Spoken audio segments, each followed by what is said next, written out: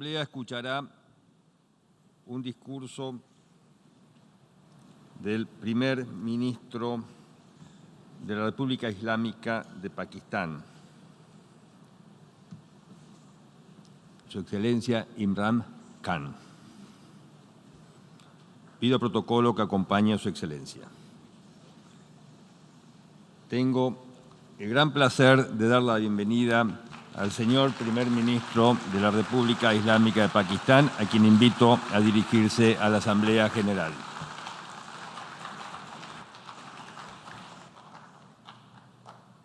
Bismillah ar-Rahman ar-Rahim. Iyyaka na'budu wa iyyaka nasta'in. Mr. President,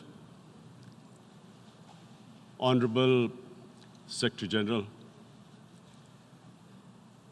Excellencies, ladies and gentlemen,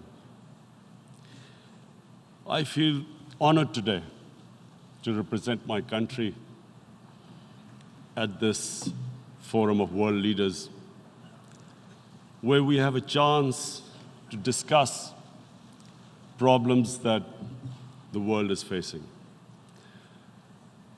I want to talk about a lot of problems, but just 4 today. And I especially came to this forum despite a difficult time in my country, facing challenges. I would not have come, but because I feel that there are some very urgent problems which the world must address. So first of all, I start with climate change. So many leaders have talked about climate change. But Mr. President, I feel that there is a lack of seriousness. Perhaps world leaders some of the leaders who can do a lot, do not realize the urgency of the situation. We have a lot of ideas, but as someone said, ideas without funding is mere hallucination. Pakistan, I'll give you start with my own country. Our country is amongst the top 10 nations in the world which are most affected by climate change. We depend upon our rivers. We are mainly an agricultural country. And 80% of the water in our rivers comes from our glaciers. The glaciers, not just on the Pakistani side, even India. The 80% of the water in Ganges and the Indian rivers also comes from the glaciers, from the Himalayan glaciers, Karakoram, Hindu Kush. And these glaciers are melting at quite a rapid pace. We detected already 5,000 glacial lakes in our mountains. And if this keeps going, if nothing is done, we are scared that humans are facing a huge catastrophe. In my country, when my party came to power in the province of KP, we planted 1 billion trees in 5 years. Now we've set ourselves a target of 10 billion trees in Pakistan. Idea being to counter the effects of global warming. But one country cannot do anything. This has to be a combined effort of the world. My optimism comes from the fact that humans, the Almighty has endowed humans with great powers. We can do anything, provided our survival instinct is stirred up. And this is really what I hope that the United Nations will take a lead in this. There must be more emphasis. Richer countries must be pushed. Countries that are responsible for, mainly are responsible for greenhouse gas emissions. They must be pushed because our country contributes minuscule amount to greenhouse gases. So I feel that the United Nations must take leadership in this. My second issue for me right now is even more critical. Mr. President, every year, billions of dollars leave the poorer countries and go towards rich countries. Billions of dollars siphoned off by the ruling elites of the developing world. And they find their way into Western bank accounts, offshore accounts, tax havens, expensive properties hidden behind companies bought in Western capitals. Mr. President, this is devastating the developing world. This is causing more poverty, debts. It's impoverishing the developing world. The difference between rich and poor countries is growing because of this. Money laundering, which happens because money leaves the poorer countries into rich countries, is not treated the same as, for instance, money from drugs or terror financing. The seriousness which terror financing and money from drugs, the way it is treated, it's not the same. The way the poor countries are being plundered by their elites. It's not happening. In my country, when I took charge of our government a year back, in the 10 years preceding that, our total debt went up 4 times. The debt we had accumulated in 60 years, just in 10 years, it went up 4 times. As a result, the total revenue we collected in 1 year, half of it went into debt servicing. How are we going to spend money on our human beings, 220 million people, when half the money is going into debt servicing? Because our country was plundered by the elites, the ruling elite. And easily they could get the money out. And when Mr. President, we located properties in Western capitals bought by this money through corruption and money laundering, located the properties of these corrupt leaders, we find it so difficult to retrieve it. That money, if we retrieved that money, we could spend on our human beings. But it's so difficult. The laws protecting these criminals. We do not have the sort of money to have expensive lawyers and spend millions and millions of dollars. We need help from the rich countries. And Mr. President, it's critical. The rich countries must show political will. They cannot allow this to happen. How can the poor countries spend money on human development, which the United Nations asks, SDG? How are we going to do it when this money can easily leave our countries? So, unless the rich countries intend to build walls to stop economic refugees coming as we see right now, they must take action. They must take action now. It must be a deterrent. Corrupt ruling elites should not be able to take money out easily and park it into foreign bank accounts and into these properties abroad. And I never understand why. Why do we have these tax havens? Why is this allowed? Why shouldn't rich people pay taxes? Why is it legal to have these tax havens where you have these secret accounts? Because, the world is changing. The population of the world is growing. Sooner or later, you're going to have a crisis. If the poor get poorer and the rich get richer, there is going to be a crisis sooner or later. So this is my second point. I hope that the United Nations takes a lead in this. It involves the IMF, the World Bank, Asian Development Bank. They must find a way of stopping this plunder of the developing world. My third point is Islamophobia.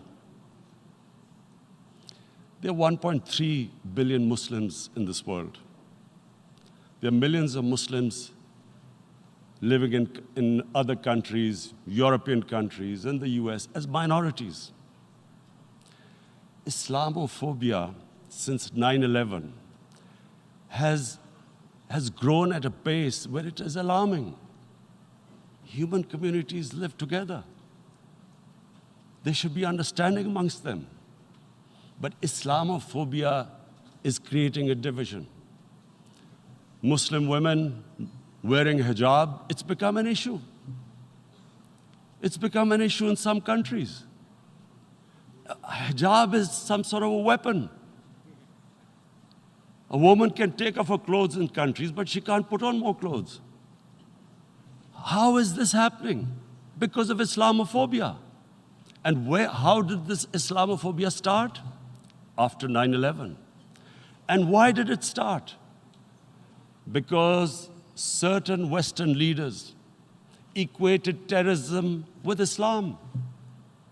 Islamic terrorism. Radical Islam. What is radical Islam?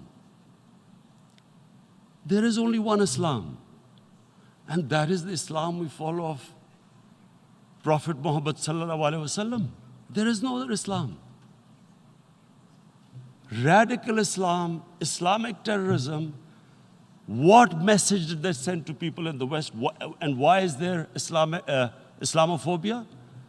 How is a person in New York, in the Midwest, in the US, in European capital, how is he going to distinguish between who is a moderate Muslim and who's a radical Muslim? Because terrorism has nothing to do with any religion. This Islamic terrorism, Islamic radicalism, and sadly used by leaders, this has been the main reason for this Islamophobia. And it has caused pain amongst Muslims. We in Muslim countries watch this Islamophobia traveling abroad, and it's getting worse. And may I just say, Mr. President, that in European countries, it is marginalizing Muslim communities. And we all know that marginalization leads to radicalization. Some of the people who ended up as militants in Syria and other places were from marginalized Muslim communities. And my point here is that we must address this issue. I'm sad to say that we Muslim leaders have not addressed this issue either. After 9/11, when this thing came about war against radical Islam, rather than Muslim leaders trying to explain to the West that there is no such thing as radical Islam, in all human communities, they are radicals. They're liberals and rest are moderate. All human communities, Christians, Jews, everyone has it. But Islam is not radical, neither Judaism, neither Christianity, neither Hinduism. No religion preaches radicalism. The basis of all religion is compassion and justice, which differentiates us from the animal kingdom. But unfortunately, the Muslim leadership was so scared of being called radical Islam that all of them became moderates. In Pakistan, we were in the eye of the storm, and our government coined a phrase called enlightened moderation. No one knows what it meant, but everyone started putting on Western suits that they were moderates, started speaking. Even those who didn't know English would speak English because they were moderates. No one had a clue what it was. Because we, in the Muslim world, did not explain to the West that there is no such thing as radical Islam. One of the reasons why after 9/11, Islam was supposed to be equated with terrorism was suicide attacks. Because the 9/11 bombers did a suicide attack, all sorts of theories came up that the Muslims are involved in suicide attacks because they will get virgin in heavens. Some came up with, what about women, suicide attackers? So this bizarre thing happened. No one explained. Suicide attacks and Islam were equated. No one did research that before 9/11, the majority of suicide attacks in the world were by Tamil Tigers, who were Hindus. No one blamed Hinduism, and quite rightly. What has Hinduism got to do with what desperate people were doing in Sri Lanka? We all know about, we've seen films about Japanese kamikaze pilots at the end of the Second World War doing suicide attacks. No one blamed the religion.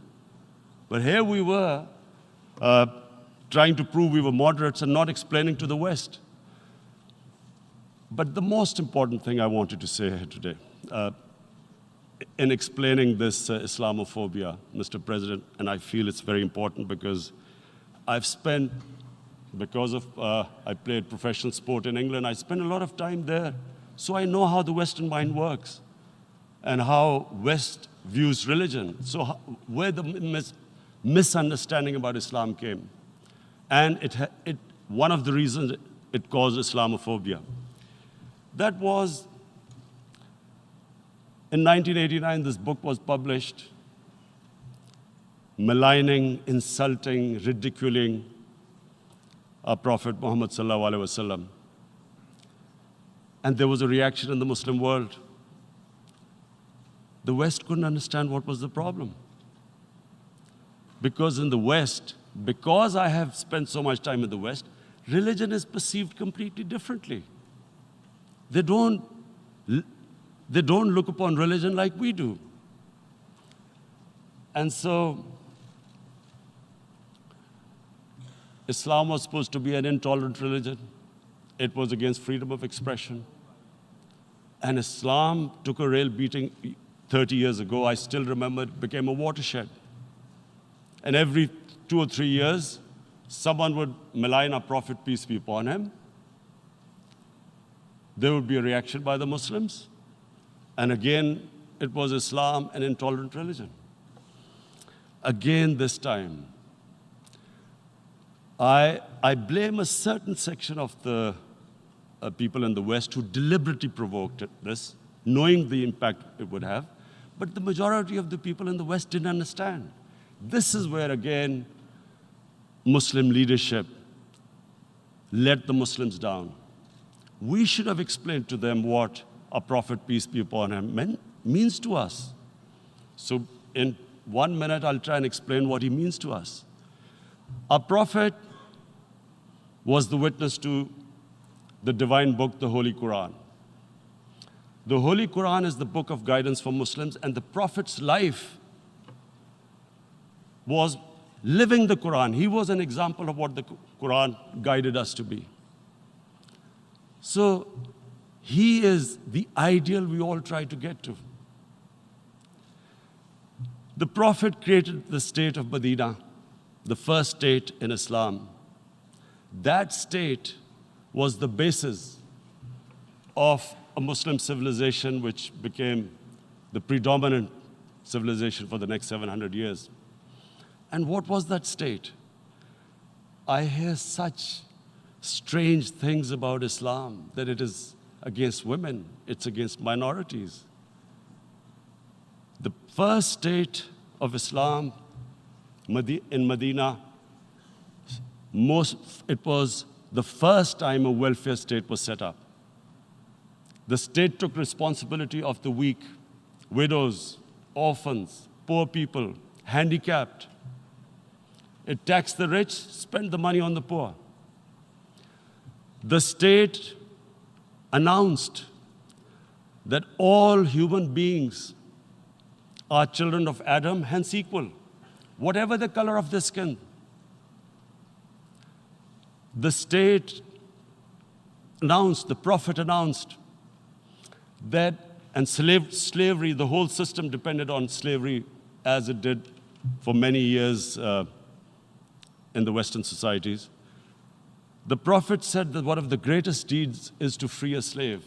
But because the society depended on slavery, he said, but if you have to, treat them as an equal member of the family. And as a result, something happened in a Muslim world which hasn't happened in any other civilization. Slave dynasties appeared. Slaves became kings. The Mamluks, slaves who ruled Egypt. In India, there were slave dynasties. And then, with minorities, again, you hear that Islam is supposed to be against minorities. Let me just make this clear. In Islam, the Prophet announced that everyone was free to practice his religion. It was a sacred duty to protect the places of worship of all religions. He announced that every person is equal in front of law, whatever his religion or his color. And this incredible case, and I always quote this, that the fourth Khalifa, the head of state of Medina, he lost a court case against a Jewish citizen. So, number one, it showed there was a rule of law, no one was above law. And number two, that a Jewish citizen was an equal citizen. So, Mr. President, when a Muslim society is unjust to its minorities, it is going against the religion of Islam and our Prophet, peace be upon him. So, it is important to understand this. The Prophet lives in our hearts. When he's ridiculed, when he's insulted, it hurts. As we human beings understand one thing, the pain of the heart is far, far, far more hurtful than physical pain. And that's why the Muslims react. And I always thought that if I ever had the stage, I would try and explain this to the world community, especially to the Western community, because having lived in the Western community, people didn't understand this. When I first went as a teenager to England, there was a comedy film on Jesus Christ. It's unthinkable in Muslim societies. So we need to explain that, look, in a human community, we must be sensitive to what causes pain to other human beings. We have, in the Western society, and quite rightly, the Holocaust is treated with sensitivity because it gives the Jewish community pain. That's all we ask, that do not use freedom of speech to cause us pain by insulting our holy prophet. That's all we want. And now, the number fourth point, Mr. President, and this is the most critical point, is the reason why I especially came here. It is about what is happening in Kashmir. Before I go on this, I want to make one thing clear, that when we came to power, my first priority was that Pakistan would be a country which will try its best to bring peace. We had been through this war on terror. We joined the United States war on terror after 2001. And Pakistan went through one of its worst periods where 70,000 Pakistanis died and over 150 billion was lost to our economy. And Mr. President, I opposed the war because in the 80s, Pakistan had joined the Western countries in what was the freedom struggle then in Afghanistan against the Soviets. And it was funded by the Western countries. These Mujahideen groups, which were treated in guerrilla warfare, were trained by Pakistan Army, funded by the Western countries, and especially US, and they waged what was a freedom struggle in Afghanistan. The Soviets called them terrorists. We called them freedom fighters. 1989, the Soviets retreated. The Americans packed up and left. Pakistan was left with these groups. Come 9/11, Pakistan joined the United States in this war on terror.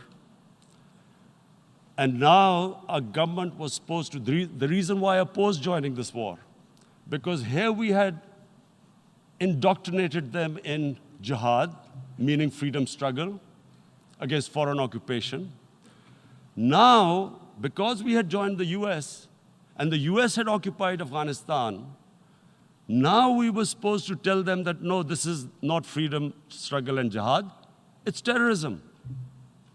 So that's why I tried to tell then government that, stay neutral because you will have leverage over them. You will be able to control them, but if you join them, you become collaborators and they will attack you, which is what happened. They turned against us. We went through a nightmare. 70,000 people killed in a war we had nothing to do with. No Pakistani was involved in 9/11. Taliban were in Afghanistan. Al-Qaeda was in Afghanistan. What had we to do with it?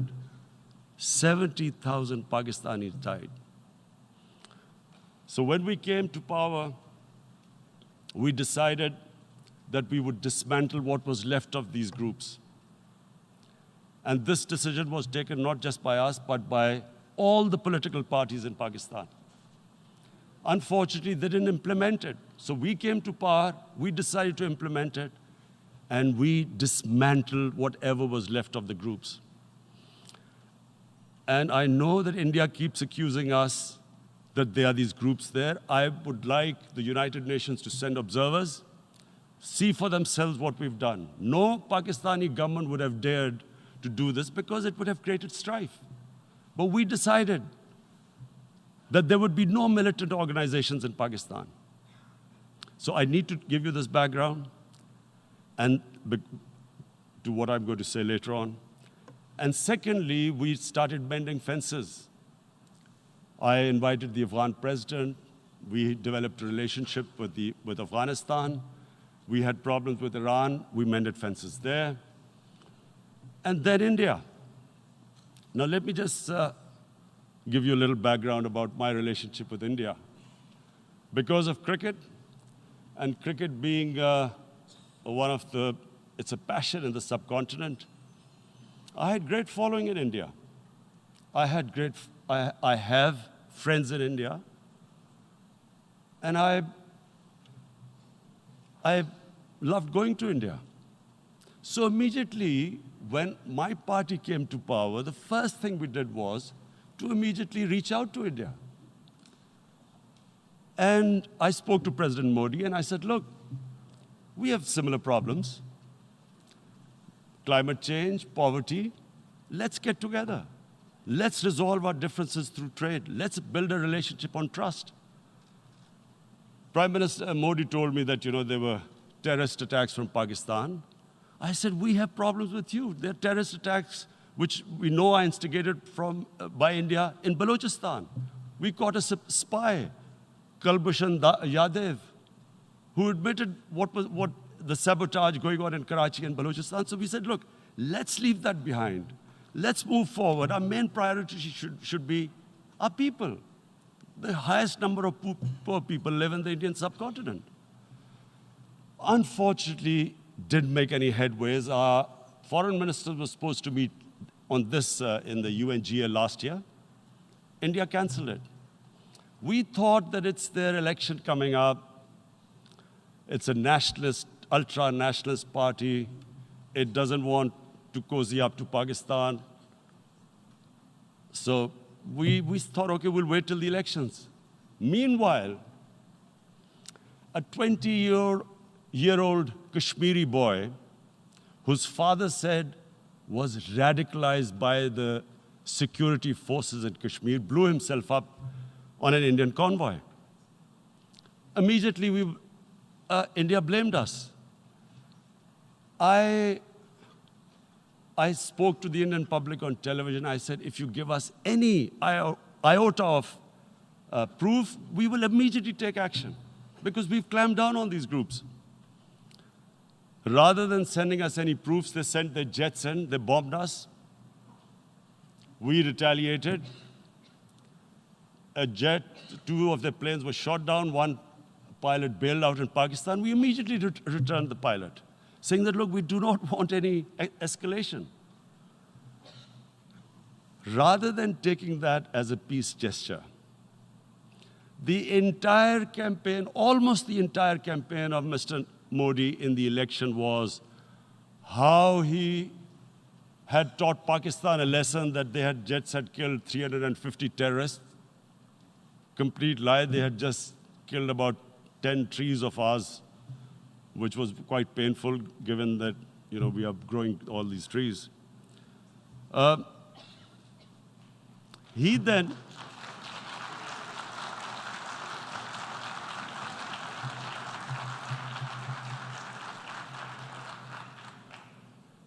the election campaign, Mr. Modi used words like, this is just a trailer. The movie is about to start.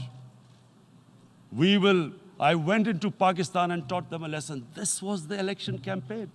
Okay, so we thought, us politicians make all these statements to win elections. So, okay, after elections, we'll get back to our normal relationship. Well, the moment the elections ended, we approached India. No response, but then we discovered they were trying to push us in the FATF blacklist to bankrupt us. That's when we realized there was an agenda. And that agenda became obvious on the 5th August when India went against 11 United Nations Security Council resolutions, which say that Kashmir is a disputed territory and the people of Kashmir have the right of self-determination. They went against that. They went against Simla Accord, which is about bilateral, sorting out our differences through bilateral means, went against that. They actually went against the Indian Constitution. Illegally, they revoked Article 370, which gave Kashmir the special status. They got an extra 180,000 troops there. Total number of security forces in Kashmir now are 900,000. And they put 8 million people of Kashmir under curfew.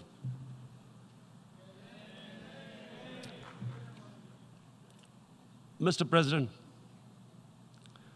now I just briefly want to make the people understand, how can anyone do something like this? And for that, I have to explain to you what is RSS. RSS, Mr. Narendra Modi is a life member of RSS. RSS was an organization that was inspired by Adolf Hitler and Mussolini, came about in 1925. They believed in racial purity, racial superiority. They also believed they were an Aryan race like the Nazi believed they were an Aryan race.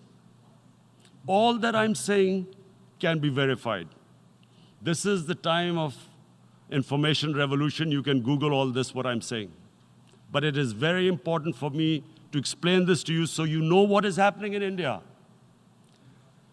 This RSS believed in the ethnic cleansing of Muslims from India. At one point, there was racial superiority of the Hindu race. Secondly, it was hatred for the Muslims and for the Christians, because they believed that this golden age of Hindu civilization was stopped because of Muslim rule centuries back and then the British rule of India. So it was racial superiority and hatred for Muslims and Christians.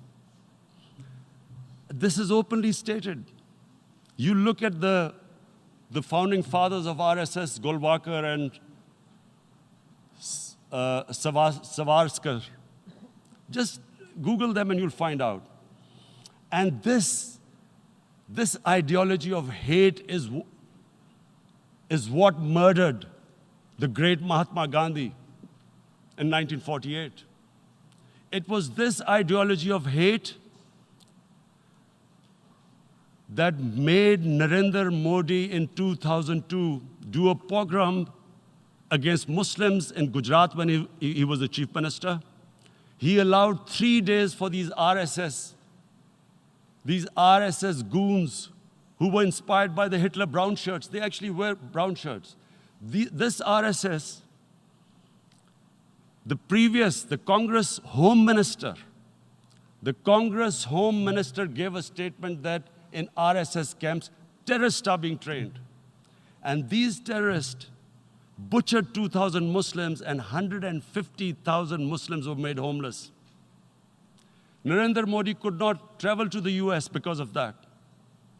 And I need to make you understand this background before I explain to you that what sort of a mindset would lay siege to 8 million people with 900,000 troops. Women, children, sick people, locked in as animals. In fact, of what I know of England, if 8 million animals were locked in, the RSPCA would have made a lot of noise about it. These are human beings.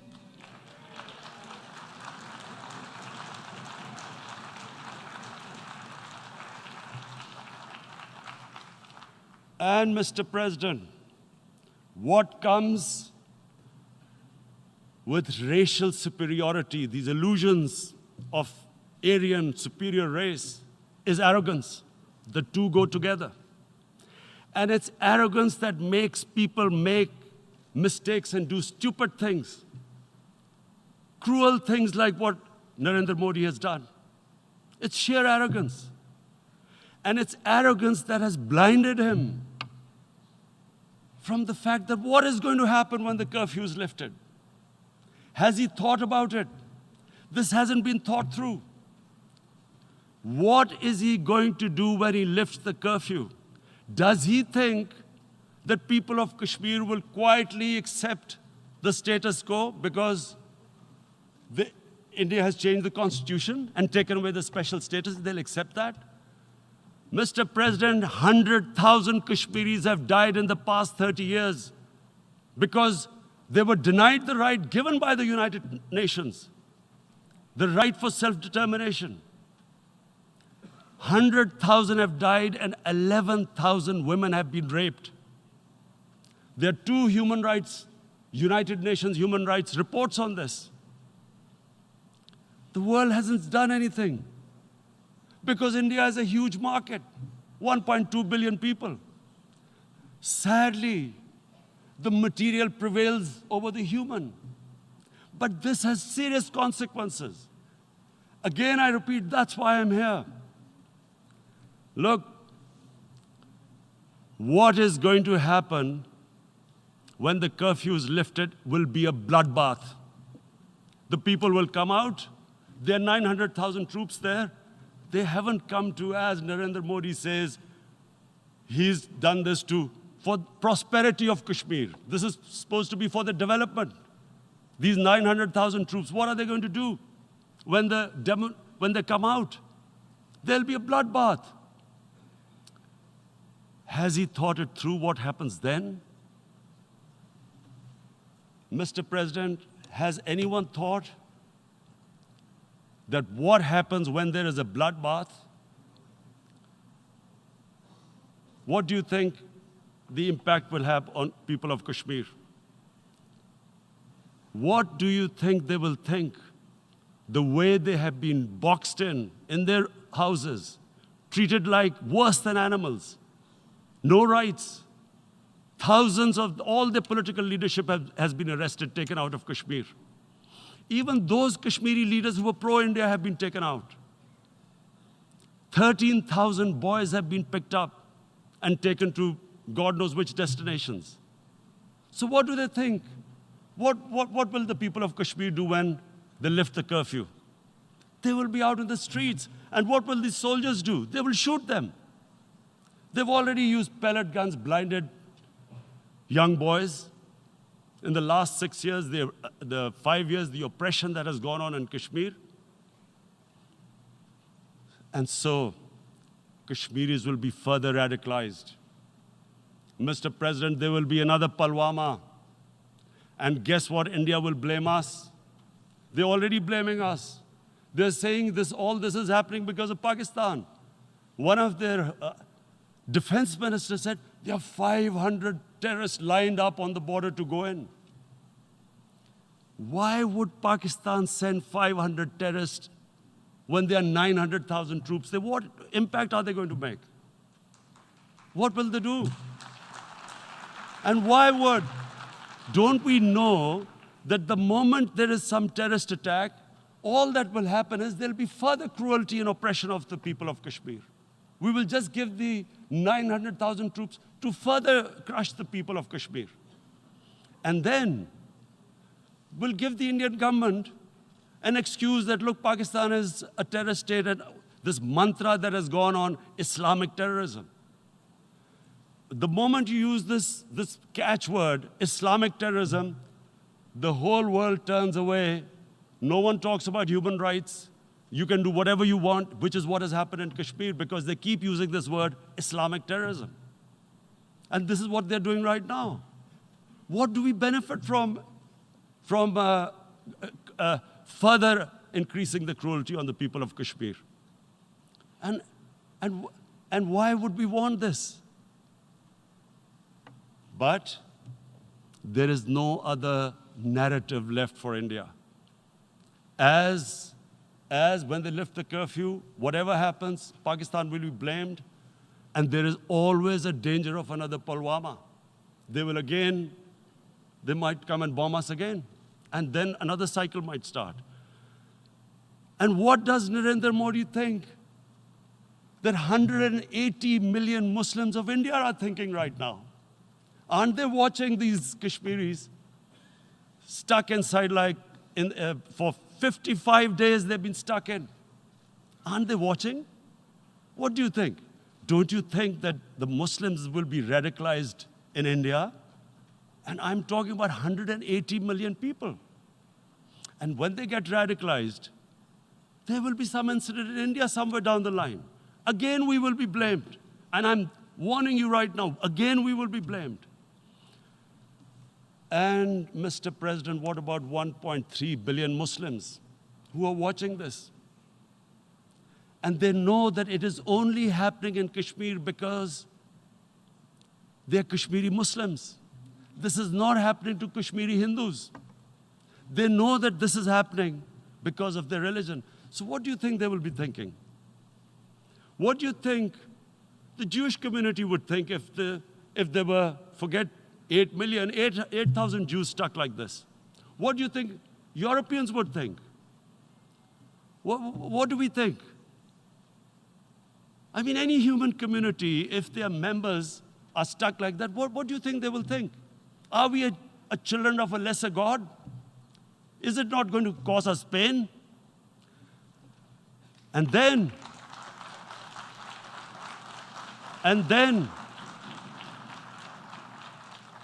I'll tell you what will happen.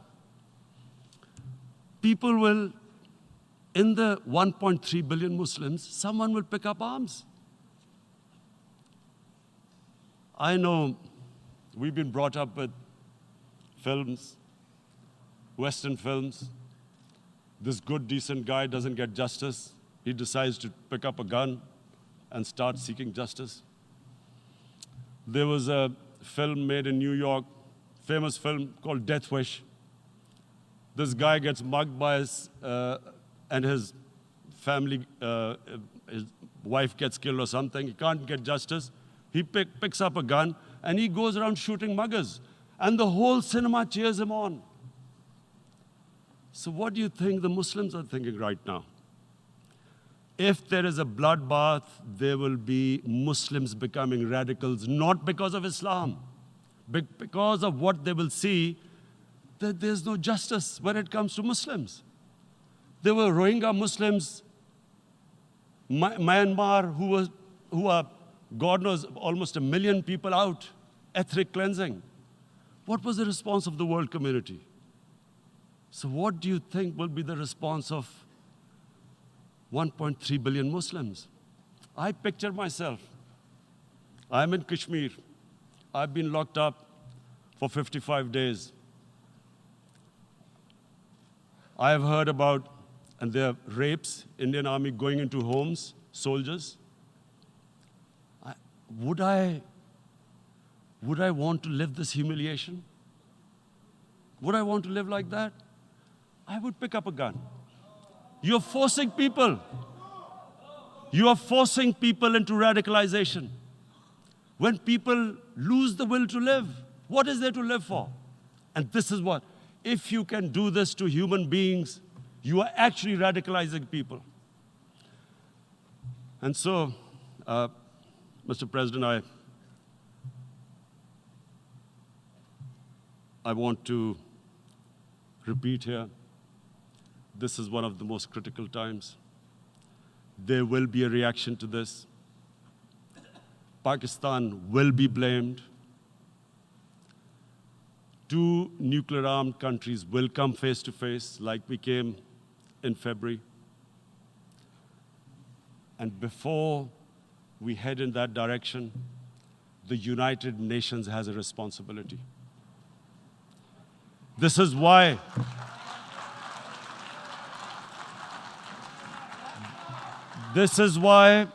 the United Nations came into being in 1945. You were supposed to stop this happening. I feel we are back to 1939, Munich. Czechoslovakia has been taken, annexed. What is the world community going to do? Is it going to appease a market of 1.2 billion, or is it going to stand up for justice and humanity?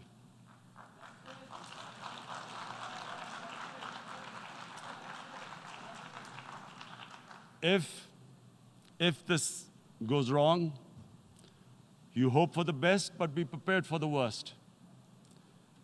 If a conventional war starts between the 2 countries, Mr. President, if a conventional war starts, and anything could happen, but supposing a country 7 times smaller than its neighbor is faced with the choice, either you surrender or you fight for your freedom till death, what will we do? I ask myself this question. And my belief is, La ilaha illallah, there is no God but one. And we will fight. And when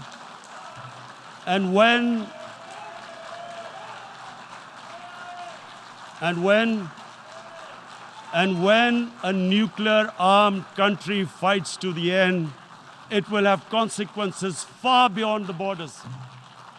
It will have consequences for the world, which is why I repeat I'm here. Because I'm warning you, it's not a threat. It's a fair worry that where are we headed? And I've come here to tell the UN, you've got to, this is a test for the United Nations. You are the one who guaranteed the people of Kashmir the right of self-determination. They are suffering because of that. And this is the time. This is the time not to appease like in 1939 appeasement took place. This is the time to take action. And number 1 action must be that India must lift this inhuman curfew, which has lasted for 55 days. It must free all political prisoners, and especially those 13,000 boys that have been picked up. Parents don't know where they've disappeared. And then the world community must give the people of Kashmir the right of self-determination. Thank you.